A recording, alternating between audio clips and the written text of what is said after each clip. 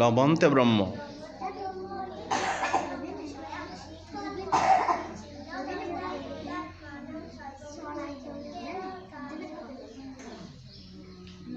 ओम तत्सत्। ओम नमो भगवते वासुदेवाय।